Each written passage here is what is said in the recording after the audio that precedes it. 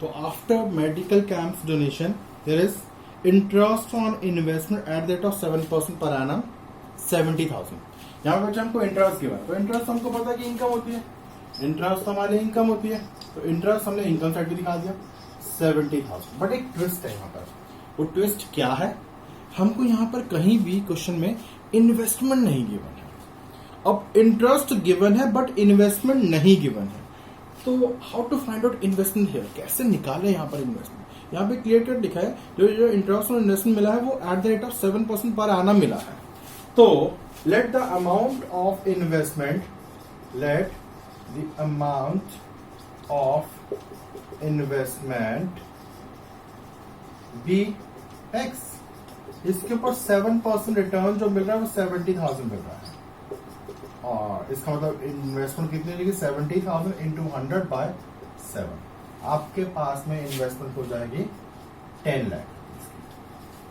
ये इन्वेस्टमेंट इस साल कहीं खरीदी नहीं है, अगर इस साल खरीदी तो जरूर आपकी पेमेंट साइड पे होता है, ये पहले से चलती आ रही है। तो ये एक तरह की हिडन एडजस्टमेंट थी जिसमें हमने इन्वेस्टमेंट का अमाउंट फाइंड आउट किया। ये इन्वेस्टमेंट हमारे पास पहले से थी, इसका मतलब 10 लाख शुरू में भी थी और एंड की बैलेंस शीट में भी रहेगी। इन्वेस्टमेंट ये कहीं इस बार नहीं खरीदी, ये पहले की चलती आ रही है, तभी तो इंटरेस्ट मिला हमको। अगर इन्वेस्टमेंट नहीं होती तो इंटरेस्ट कहां से मिलता था, तो ये इन्वेस्टमेंट फाइंड आउट करेगा देगा। नेक्स्ट है चैरिटी शो प्रोसीड। हमने कुछ चैरिटी शो ऑर्गेनाइज करवाया होगा, उसके ऊपर कुछ टिकट चार्जेस रखे होंगे, उससे हमको प्रोसीड हुई है। क्या हमने वो चैरिटी शो ऑर्गेनाइज करने में कुछ एक्सपेंसेस भी किए थे? जी हाँ, दूसरी तरह एक्सपेंसेस भी हैं। तो आप चाहो तो straight forward profits from charity show लिख सकते हो, profits from charity show 20,000, profit from charity show 20,000, 30,000 का प्रोसीड है और 10,000 के एक्सपेंसेस है, तो 20,000 का प्रॉफिट। इन केस एक्सपेंसेस ज्यादा हो जाते तो वो लॉस आ जाता, loss from charity show.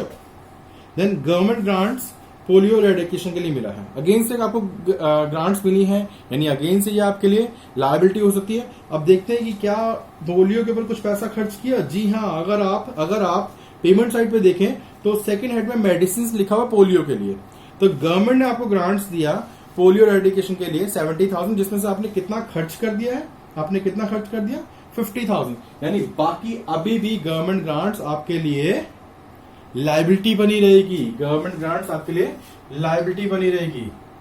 Government grants मिला कितना था 70,000, एक्सपेंसेस यानी मेडिसिन कितने की ले लिया आपने पोलियो के लिए 50,000 की, यानी 20,000 इज स्टिल योर लायबिलिटी, इनकी बैलेंस शीट में लायबिलिटी स्टेट में। यही मैं आपको समझाने की कोशिश करता कि इनकेस आपने मेडिसिन अगर 1 लाख की ले ली होती, 70,000 की ग्रांट्स मिली, 1 लाख की मेडिसिन ले ली, तो ठीक है, किसी ने आपको 70,000 रुपए डोनेशन दिया, आपने 1 लाख रुपए खर्च कर दिया, तो आपके एक्सपेंसेस सिर्फ 30,000 नहीं माने जाएंगे, क्योंकि 70 की तो डोनेशन आपको मिली गई थी।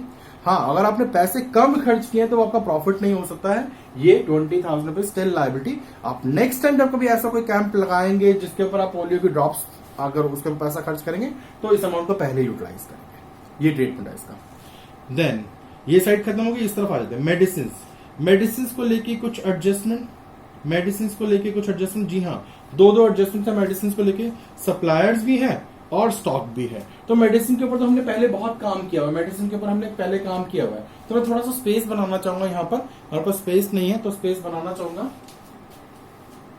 आपके पास सॉल्व एग्जाम्पल है ये, तो इसलिए कोई प्रॉब्लम होना चाहिए, या साथ साथ आप कॉपी कर लेते हैं तो ज्यादा अच्छा था। वीडियो पॉज करके जो एक बार स्क्रीनशॉट ले लीजिए, मैं इसको रब कर रहा हूं।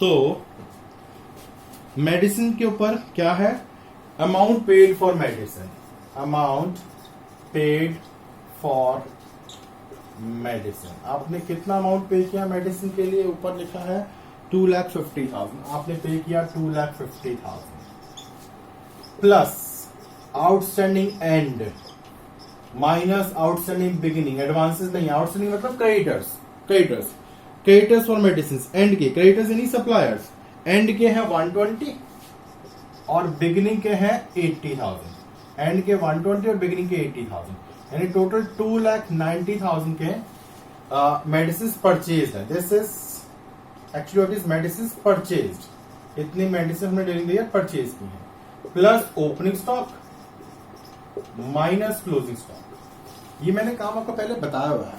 Medicine opening stock, stock of medicine 1 lakh opening और क्लोजिंग 150, यानी ऑल इन ऑल जो मेडिसिन यूज हुई है वो यूज हुई है 2,40,000। जो मेडिसिन यूज है वो इनकम एंड एक्सपेंडिचर के एक्सपेंसेस साइड पर आ जाएगी वर्किंग नोट के साथ में। तो मेडिसिन यूज वर्किंग नोट डाल दीजिएगा। देखिए पहला वर्किंग नोट आपका बैलेंस शीट का है, दूसरा सब्सक्रिप्शन का बनाया था, तीसरा इन्वेस्टमेंट का था, तो माइट भी ये वर्किंग नोट नंबर 4 हो जाएगा हमारा। Medicine use 2,40,000। इसके अलावा मेडिसिन जो सप्लायर्स जो स्टॉक है वो कहां जाएगा? जो स्टॉक ऑफ मेडिसिन था, स्टॉक ऑफ मेडिसिन ओपनिंग वाला 1 लाख ओपनिंग बैलेंस शीट में। जो क्रेडिटर्स फॉर मेडिसिन थे, क्रेडिटर्स फॉर मेडिसिन ओपनिंग वाला 80,000 था, वो भी ओपनिंग बैलेंस शीट में। और रिस्पेक्टिव फिगर्स जो क्लोजिंग वाली है वो क्लोजिंग बैलेंस शीट में। स्टॉक ऑफ मेडिसिन क्लोजिंग वाला 150 और क्रेडिटर्स से क्लोजिंग वाले 120। ये मेडिसिन का पूरा ट्रीटमेंट आपका। मेडिसिन के ट्रीटमेंट के बाद ऑनोरेरियम्स टू डॉक्टर्स। कई बार ना कोई डॉक्टर्स जो है वो विजिट पे आते हैं, उनको हम अलग से पेमेंट करना पड़ता है, एक तरह की सैलरी होती है। ऑनोरेरियम टू डॉक्टर्स एक्सपेंसेस है जी हमारे लिए। Honorarium 1 lakh, honorarium to doctors 1 lakh. Salaries 2,75,000। Salaries के ऊपर कोई एडजस्टमेंट नहीं है तो एज इट इज आ जाएगा जी। सैलरीज 275, ठीक है। देन सैलरीज के बाद नेक्स्ट है सन्ड्री एक्सपेंसेस। ये भी एज इट इज आ जाएंगे। सन्ड्री एक्सपेंसेस 5,000, ये भी एज इट इज आ गए 5,000 सन्ड्री एक्सपेंसेस। देन उसके बाद इक्विपमेंट के लिए एडजस्टमेंट, जी हाँ। इक्विपमेंट 150 के हमने परचेज किए। आपके पास ओपनिंग बैलेंस है और क्लोजिंग बैलेंस है, तो मेरे पास छोटा सा स्पेस है। इक्विपमेंट परचेज 150 के आपने परचेज किए। इक्विपमेंट कैसे पता इतने परचेज किए? पेमेंट साइड पर है, इसको कोई क्रेडिट है नहीं। प्लस ओपनिंग बैलेंस या opening stock of equipment minus closing balance of equipment. शुरू में कितना था? Minus closing. शुरू में थे 210 के और क्लोजिंग में है 3 लाख के। 210 यानी 360 हो गए और 3 लाख के अभी भी बचे हुए हैं। इसका मतलब इक्विपमेंट हमने कितने यूज किए होंगे? 60,000 जो यूज किए वर्किंग नोट नंबर 5 के साथ में। इक्विपमेंट 60,000 और जो स्टॉक ऑफ इक्विपमेंट है वो respectively opening and closing balance sheet है। इक्विपमेंट ओपनिंग वाला 210 और क्लोजिंग में equipment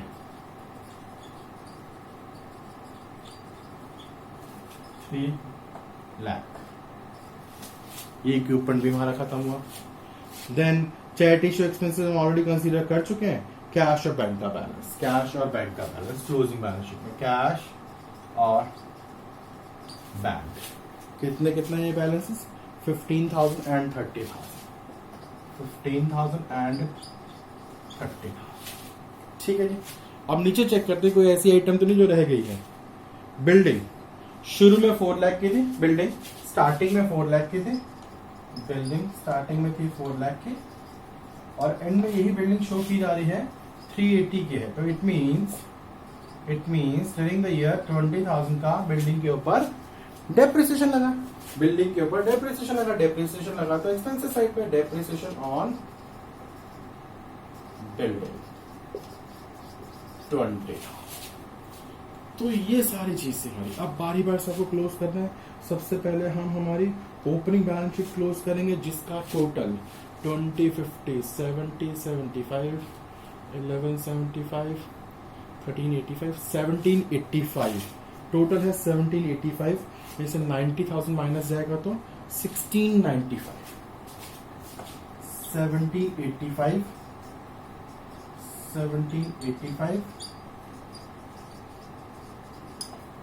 16,95,000 capital fund balance sheet figure में। यही कैपिटल फंड यहां ट्रांसफर हो जाता है 16,95,000। अच्छा, इसके बाद हमको क्लोज करना है हमारा इनकम एंड एक्सपेंडिचर अकाउंट।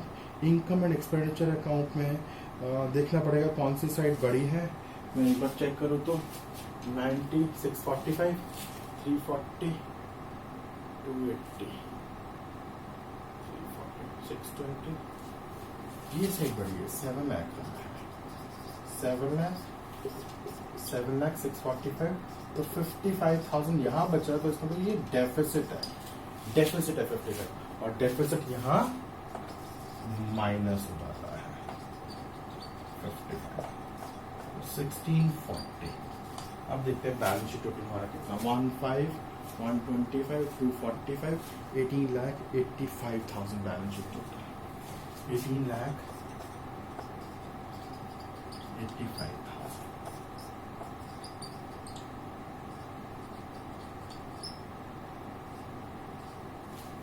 ठीक है जी।